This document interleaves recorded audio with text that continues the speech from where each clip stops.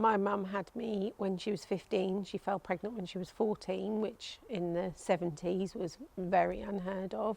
So my early childhood was quite different to that of most of my friends, because we lived with my nanny and granddad till I was about 3, and my mum's sister, my auntie, was only 5 years older than me, so it was quite a tricky time for her, which she then took out on me because she felt quite jealous about the relationship I had with my mum and obviously her parents, who are her parents and my grandparents. But it was a bizarre time for everybody in the family. So my upbringing was quite different to that of my friends, because obviously when I started school, my mum was only, she would have been like 20, I guess. And she used to have to make all of my clothes. All of my friends had stock, store-bought green and white gingham dresses, whereas I had sort of green flowery dresses that mum had to make for me because she couldn't afford to buy the stock-bought stuff. So it had quite an impact on how I felt and how I seemed different when I was at school.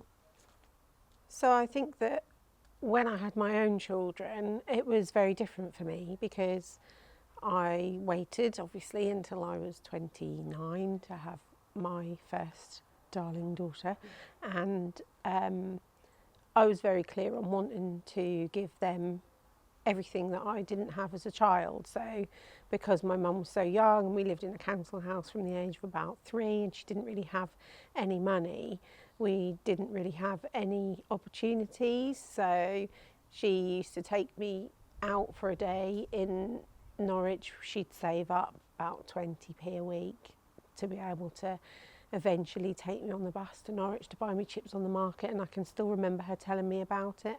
And I wanted so much more than that for my children. It wasn't that I had an awful childhood, because I didn't, but I wanted my children to have so much more than that.